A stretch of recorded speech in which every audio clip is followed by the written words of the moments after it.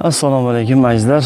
Madina Munavvarada yurgan paytimda bir yo'lda bo'ydagi katta bir bannerga ko'zim tushdi. U bannerda mana bu ishora, ya'ni logotip deydi o'zimiz tilida. Mana shu logotipga ko'zim tushdi. Buni yaxshilab e'tibor berib ostidagi yozuvlarni o'qisam, bu logotip ana shu Madina Munavvaradagi yetimlarni himoya qiladigan, yetimlarga yaxshilik qiladigan, yetimlarning rioyasini qiladigan bir tashkilotning belgisi ekan. Keyin hayolimga keldi, demak payg'ambar alayhisolatu vassalom yetimlarga yaxshilik qilgan, yetimlarni kafilligiga olgan inson bilan men jannatda mana shu ikki barmoq bamisoli yonma-yon bo'laman degan payg'ambar alayhisolom marhamatlari bor. Aynan mana shu hadisga ishora ekan azizlar. Yaxshimisiz, salomatmisiz? Esingizda bo'lsa, biz ham aynan mana shu yetimlarga yaxshilik qilish borasida bir ajoyib ishni boshlagan edik.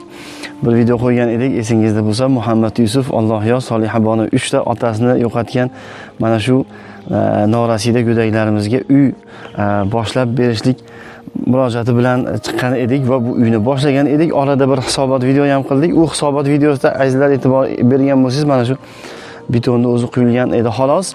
Hozirgi navbatdagi hisobot videoyimizda mana ko'rib turibsiz, g'ishtlar urildi, tomlar yopilyapti va namanganlik ustalarimiz kelishib, demak o'sha tomni qoplamasini qilishyapti. Azizlar, biz to'xtaganimiz yo'q. Birga biz. Keling, yana birga bo'laylik. Alloh taoloning roziligini birga oqtaraylik azizlar. Qiyomat kunida payg'ambar alayhisalom bilan birga mana shu ikki barmoq va misoli yonma-yon bo'lishlik Alloh hammamizga nasib etsin va mana shu maqsad sari birga odimlaylik azizlar. Bizda harakat ketyapti. Kun issiq bo'lsa ham ustalarimiz ishlayapti.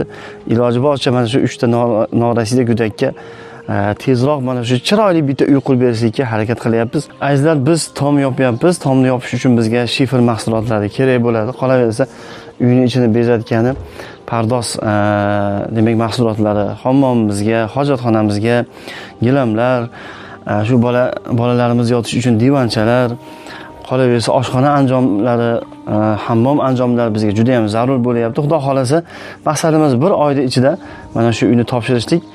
Shu gaplarga bir e'tibor berib, agar qodir bo'lsangiz, mana shu narsaga yordam bersangiz, juda ham yaxshi, savobli, ajrli ish bo'ladi. Qurbon hayiti arafasida qilgan bu solih amallarimiz inshaalloh katta ajrli, savobli bo'lar edi. Keling azizlar, mana shu ishni ham birgalikda yakuniga yetkazaylik.